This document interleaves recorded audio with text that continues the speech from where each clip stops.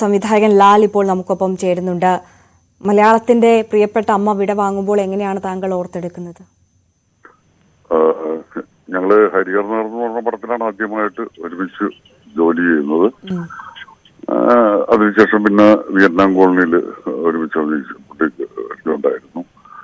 ഭയങ്കരമായിട്ട് സഹകരിക്കുന്ന, ഒരു പരാതിയും ഇല്ലാത്ത, ആരോടും ഒരു പ്രശ്നങ്ങളും ഇല്ലാത്ത, ഒരുപാട് സഹകരിക്കുന്ന, പിന്നെ നമ്മുടെ മനസ്സിൽ കണ്ടിരിക്കുന്ന അതെന്താണോ അതങ്ങനെ കൃത്യമായിട്ട് പകർത്തുന്ന, ഓരോരുത്തരും സിനിമ കണ്ടുകൊണ്ടിരിക്കുന്ന ഓരോരുത്തർക്കും തന്റെ അമ്മയാണെന്ന് തോന്നിപ്പോകുന്ന വിധത്തില് പെരുമാറാനുള്ള കഴിവ്, അതൊക്കെ തന്നെയാണ് ഏറ്റവും വലിയ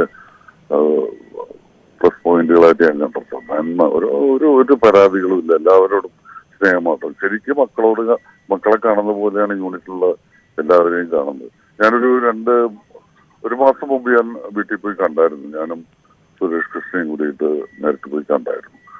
അപ്പോ ഓർമ്മകളെ കുറവായിരുന്നു, എന്നാലും കുറച്ച് സംസാരിക്കാൻ അങ്ങനെ പറഞ്ഞു തരികയുള്ള കാര്യങ്ങളും പറഞ്ഞപ്പോ പുള്ളിക്കാർക്ക് ചിരിയൊക്കെ തുടങ്ങി. ഞാൻ ചോദിച്ചു അഭിനയിക്കണ്ടേന്ന് ചോദിച്ചു. പിന്നെ എന്നൊക്കെ പറഞ്ഞു, അങ്ങനെ നമുക്ക് അടുത്ത പടത്തിലേക്ക് നമുക്ക് അഭിനയിക്കണം കേട്ടോ, ധീരമായിട്ട് ഒരു വേഷമൊക്കെ ചെയ്യണം, ഇങ്ങനെയൊക്കെ കിടന്നാൽ മതിയോ എന്നൊക്കെ ചോദിച്ചു. പക്ഷെ പുള്ളിക്കാർത്തിക്കപ്പോ അങ്ങനെ ഒരു പ്രശ്നത്തിലാണ്, സുഖമില്ലാണ്ടിരിക്കുകയാണെന്നുള്ള തോന്നലുള്ളതായിട്ട് എനിക്ക് തോന്നിയില്ല. കാരണം നല്ല നമ്മള് എപ്പോഴും കാണുന്ന പോലുള്ള ശരിയായിട്ട് തന്നെയായിരുന്നു ഞങ്ങളെ അവിടെ സ്വീകരിച്ചതൊക്കെ.